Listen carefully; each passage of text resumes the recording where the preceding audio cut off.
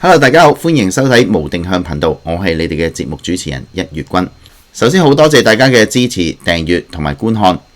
咁如果大家未訂閱嘅話咧，歡迎咧大家咧可以盡快訂閱啦。咁啊，如果咧對我哋嘅頻道有興趣咧，歡迎咧大家咧多啲留言、分享、點讚，多啲同我哋交流。多謝各位。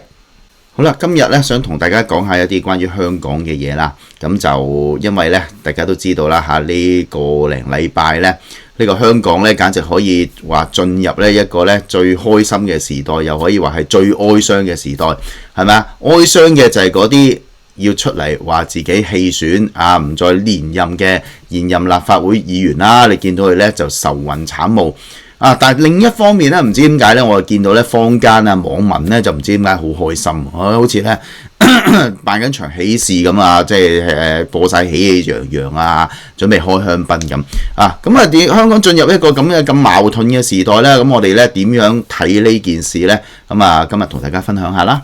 咁咧，首先咧嗰啲咁嘅建制派啊，或者現任嗰啲咁嘅立法會議員咧，好明顯咧就事前咧唔知道咧自己要夠鐘起身走嘅。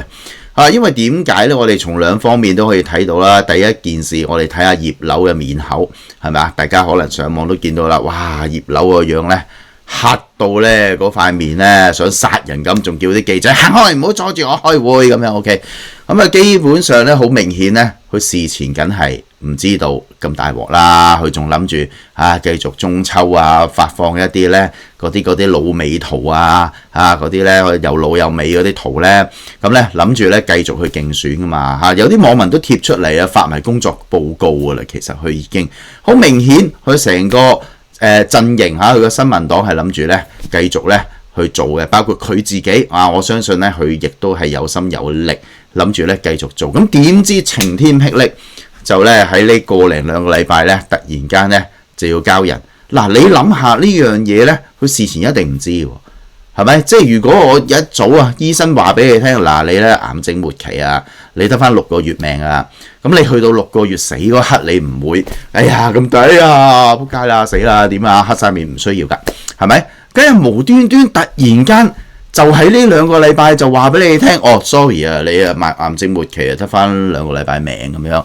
咁你梗係晴天霹靂啦 ！Why me？ 點解係我呢？點解會咁㗎？咁樣咁好明顯呢，事前就唔知嘅。仲有另一樣仲得意就係呢，本來呢個立法會呢，按傳統呢，就換屆之前呢，就有個所謂識別會呢，即係呢個 farewell party 啦。咁就由呢個行政方面呢，行政長官嗰方面呢，就設宴，咁就叫做呢，大家 farewell 下，感謝下一啲議員咁。點知連呢個 farewell party 咧都臨時咧取消喎，啲人出嚟解話仲好笑喎，話唔會影響行政立法關係嘅，好多人都出嚟咁講啦，係咪？因為咧我哋啲議員咧就要準備處理咧嚟緊嘅選舉嘅一啲事務定係唔知處理後事啦 ，OK 是但一樣啦，總之好忙，咁就取消咗個識別會，即係咧就唔見呢個。呢個李家超即係李家超呢個按傳統設宴，多謝一番議員，跟住大家唔食飯，呢樣嘢都幾明顯嘅，亦都我覺得幾落面嘅。喂，每一屆換屆，你啲議員大部分都有工作㗎啦，唔使做咩？係咪？雖然可能你真係唔使做但係呢個藉口我覺得好好笑，忙於選舉你換屆之前就梗係忙於選舉㗎啦，呢個唔使問㗎啦，每一屆都係㗎啦。無端端就用一個咁嘅藉口，我哋好忙飯留翻你自己食啦 ，OK， 咁好奇怪。咁同埋一樣嘢，如果佢哋一早知嘅呢個宴會就無需要一早就 plan 晒 ，OK， 又話因為場地問題而家咧就唔食啦。喂，你即係 book 晒場啦，即係你明唔明啊？即係好似我搞個我結婚搞個婚宴係咪啊 ？book 晒酒樓派晒貼㗎啦，就定於 OK 10月22號除咗我哋咧就結婚大喜日子啦 ，OK 咁中途點解無端端冇得食啊？分咗手咯，OK 突然間鬧交。或者咧發現你偷食又好，又話性格不合又好，突然間反悔又好，總之婚禮告吹，咁咪取消咗佢咯，係咪？美其名就話場地問題，喂，你都 book 晒啦，即係而家派晒貼準備咧行禮噶啦嚇，行埋最後一禮啊，下年過幾個月我哋見啊咁樣。突然間臨門一腳，已經咧 set 晒枱嚇，訂晒酒席，突然間話sorry 取消，拜拜。咁啊當然啦，我就好明白嘅，係咪啊？即係老實講啊，呢個行政長官啊，呢個李家超，大家有幾多料？我諗大家都心中有數啦。立法會議員心中有冇數呢？梗係有數啦。求其揾啲立法會議員，唔好揾啲唔識㗎嚇，淨係一個黑面嘅葉劉淑儀。老實講啊，係咪？我就唔係真係咁憎佢嘅嚇。雖然佢係建制陣營，佢都叫做呢有堅持者嘅立場，係咪啊？佢都幾硬淨嘅。即係譬如話早前咪有一個我哋關於呢個同性婚姻嗰個平權嗰個問題呢，佢企硬支持喎。你知啦，呢單嘢基本上就過唔到啦嚇，工聯會仲要恐嚇，喂，你政府叫我就要做啊！喺嗰啲四方抗每日鬧到不得了嚇，對呢樣嘢啊，但係葉劉係企硬嘅呢樣嘢啊，你不得不喺呢個角度咧，你欣賞佢係咪？佢喺呢啲位咧比較同國際有啲接軌嘅，即係同現代嘅思潮唔係咁古板嘅。一聽到即係啲人啊推到好遠噶嘛。同性戀跟住就會同動物結婚啊，咁就講到好遠嘅，呢啲就多餘啦，係咪？But anyway，總之咧，你會見到咧，葉劉呢個人咧，其實咧有能力嘅，係咪？有能幹嘅，我諗能力好過李家超先啦。喂，咁樣我都撐足你幾年喎，係咪？我撐足你幾年，我就係做一個唔係我講啊，係咪呢個咧？中方人講啊，忠誠廢物。我就算做一個忠誠廢物都好，但係我忠誠嘛，雖然我係廢物，我一路支持你撐足你咁多年乜嘢致謝動議啊，咩施政報告啊，基本上係撐足你咁多年嘅。突然間原來我做一隻忠誠的狗，我最後係要被 DQ 啊！俾你 DQ 完，仲要我同你食飯去到個場合，扮晒係，特首你好啊，你好，你選舉點啊？我冇得選咯，sorry 我夠鐘要起身走咯，咁樣講咩啊？同你寒暄啲咩啊？好尷尬啊，係咪先？咁我佢唔食，我都明白嘅。咁你話係咪唔俾面特首啊？唔俾軟對抗，我覺得特首可以用國安法拉佢哋噶。你擺明軟對抗啦，係咪先？請你食飯唔食，年年都食，係今年唔食，算點先？係咪有着數又食，冇着數就唔食先？我覺得呢個唔係幾好啊，應該要拉晒佢哋。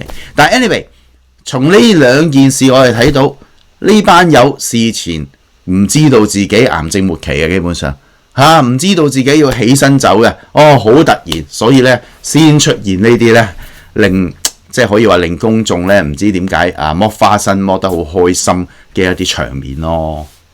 喂，你諗下，連民建聯做咗咁多年，終於用呢個所謂完善選舉制度，將呢個民主派全部消滅，自己成為所謂立法會第一大黨應該係佢今屆係有19席嘅，竟然都話要交6個人出嚟傳言啊！下個禮拜我哋就知啦。佢話我哋話咧，佢要交6個人出嚟，喂，都幾無良喎！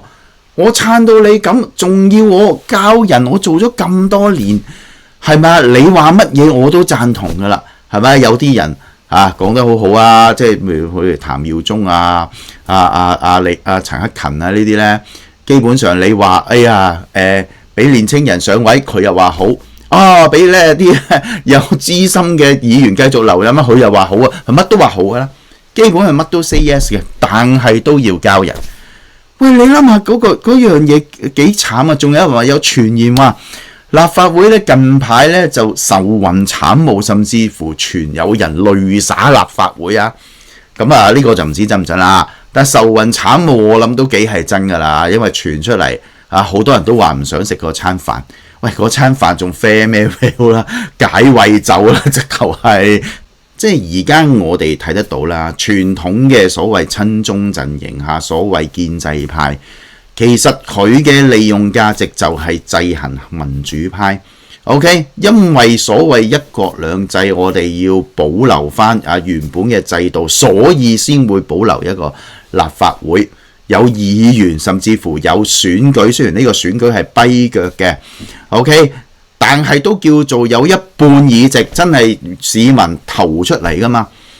咁但係呢，佢哋呢而家就冇晒作用啦，因為呢民主派呢就消滅晒，係咪？即係咧，好似阿鄧小平話：哎呀，就算廢物都好啦，唔理你係黑貓白貓，捉到老鼠就係好貓。喂，養你就係捉老鼠噶嘛，即係當啲民主派人士啦，係啲老鼠我哋咧制衡去捉佢喺個議會咧，我哋永遠保持一個大多數掌控呢個權力，等你好多嘢咧想過咧民心所向都過唔到嘅。OK， 咁呢個就係目的嘛。好啦。佢哋又以為咧掃晒啲民主派之後咧，我自己霸個場嚟做，係咪啊？似唔似嗰啲社團啊？我打下晒所有其他嘅敵人，我自己建立一個字頭，我自己做晒啦。可惜呢個世界冇咁便宜啊，係咪？原來先發現佢掃晒之後，喂 ，sorry 啊，冇老鼠啦，冇老鼠仲要咁多貓做咩啊？我有鼠患。我就梗係養多啲貓整多啲措施去治鼠啦。喂，而家你眼中嘅嗰啲所謂老鼠啦嗰啲民主派，你俾你掃晒啦坐監咪坐監，解散就解散啦。咁我養你啲貓做咩啊？養你啲貓平啊，隻隻都扮名種貓。OK 個個都嬌生慣養，每個月幾廿十幾萬養足你咁多年。咁而家呢？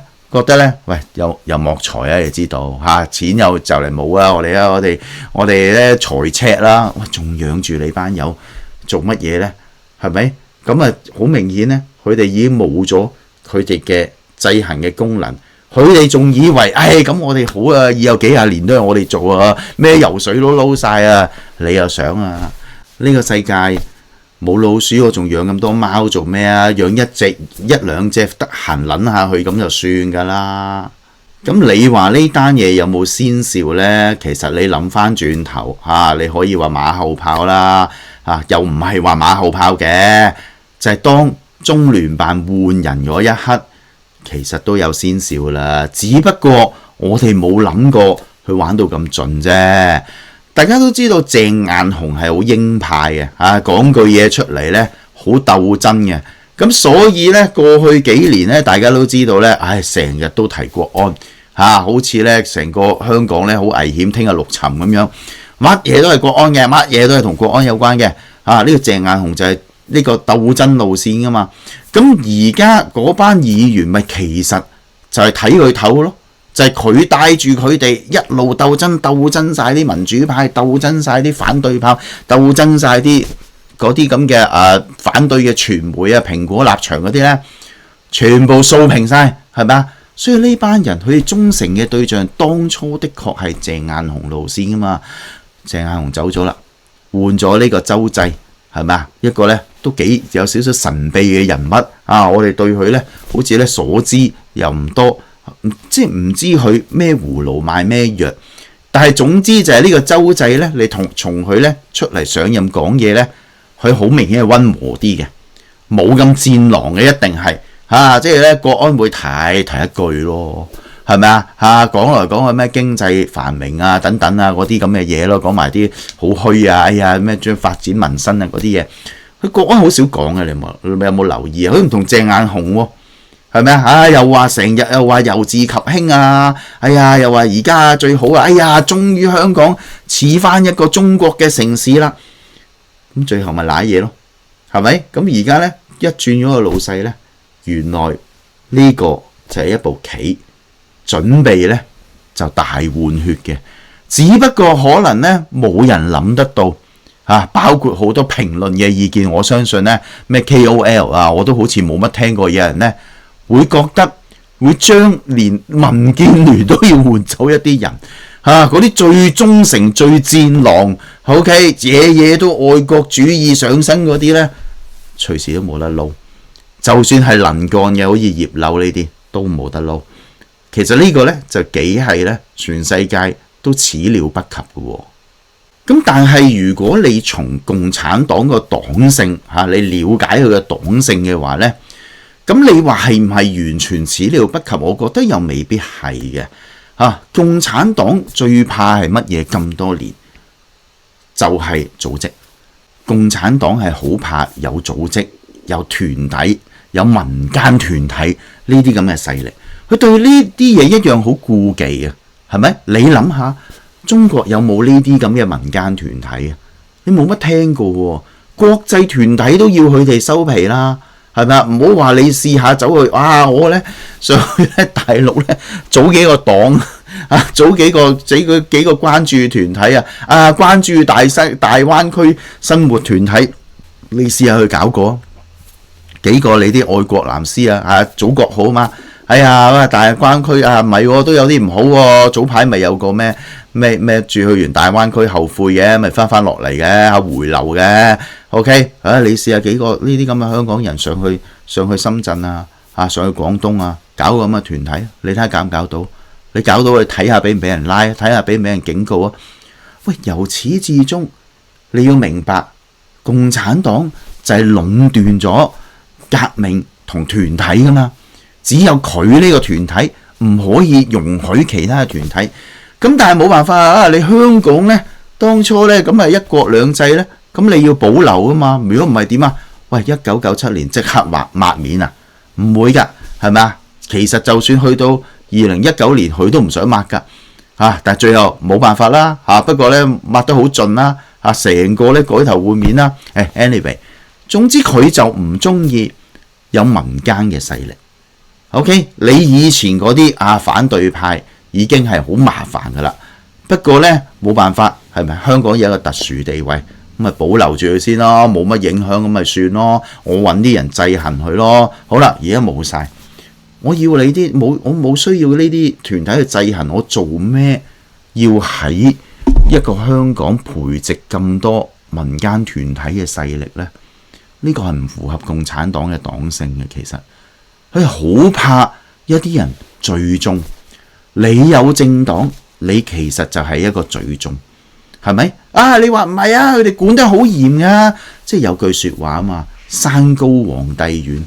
呢個係好事實嘅喎。喂，你喺北京、中南海，你派幾多人收風都好，你係收唔盡。有好多嘢你可以收埋，係咪啊？個韋小寶咁，上面一套，下邊一套，係咪啊？門上就不門下。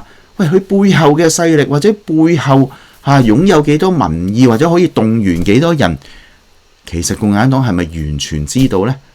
連直系嘅民建聯佢都竟然咁唔放心，何況其他嗰啲咩經民聯嗰啲咁嘅葉劉嘅新民黨呢啲呢，更加唔係親生嘅，佢點會放心啫？係咪啊？咪求其喺新嘅議會求其插幾件每個團體插幾件，然後唔知揾啲咩人嚟填落去，冇人識嘅，咁咪瓦解咗你嗰個團結嘅力量咯？係咪啊？冇錯，雖然你哋係忠誠嘅狗，你哋係好忠心嘅，但係主人都怕，喂，擺30-40隻狗喺度，突然間發起癲上嚟，一狗吠、3狗吠、10狗吠，好多狗一齊咬我，咁點算啊？最忠誠嘅狗有時都會咬傷主人啦，係咪？咁共產黨就最怕呢樣嘢噶嘛，咁點會俾你存在啫？最後呢啲建制派咪成為一啲好少人嘅黨咯，亦都唔需要發展咩地區勢力啦因為地區勢力就變咗你就聚眾啦，咁咪揾啲關愛隊取代你咪得咯得閒幫下啲市民做下嘢手指影下條渠影下樹木周圍指咁咪霸走咯，係咪啊？做咩要留一個咁大嘅勢力俾你哋啫？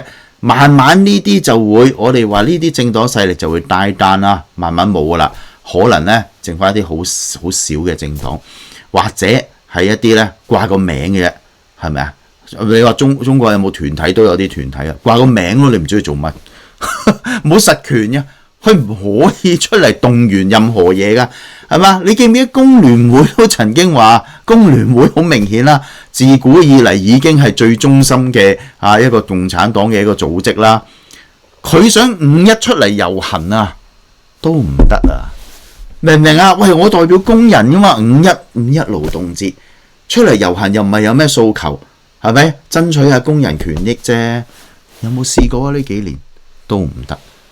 我仲需要你呢啲團體做咩？最後咪掛名咯，係咪啊？冇實權咯。我係乜乜代表工人組織，我係代表乜嘢民生組織。掛個名，大家呢做個樣，咁就算噶啦。好簡單，香港呢嚟緊呢，再冇任何嘅政治圈啊，亦都呢冇咩人呢有所謂嘅政治前途。你諗下，其實嗰班好忠誠嗰班，即係用中共嘅角度、評論員角度就話忠誠廢物，嗰班人都幾慘喎。其實係咪啊？你諗下，投身政治都係一個幾大嘅犧牲。你知道投身政治，第一你又要俾人鬧啦，係咪啊？其實揾錢又唔算好多，雖然話好多油水咁但係咧通常都係一啲咧要借政治撈油水咧，或者呃飯食咧，通常嗰啲能力都唔係好高嘅人。咁有啲能力高嘅人嘅真係咧可能咧有志咧想貢獻呢個香港嘅，就比較少數咯。好啦，呢班人咧10幾20年前啦，有啲就有啲就早啲啦，有啲就遲啲啦，就已經開始投身政治啦。喂，我已經唔揀反對派啦，知道反對派冇前途啊。喂，反對派邊有錢啫？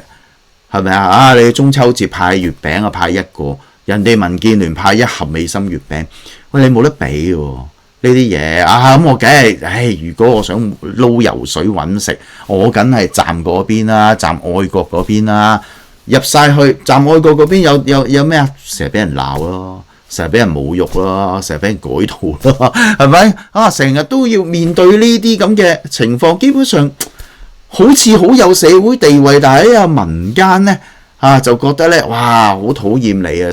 成班好似呢，做啲秦檜咁，係嘛？冇錯，你有權有勢，但係民間又好憎你咁樣。OK， 咁其實呢個犧牲都好大。咁你知咧，工作又可以係好長啦。我唔係講呢幾年啊，我講以前。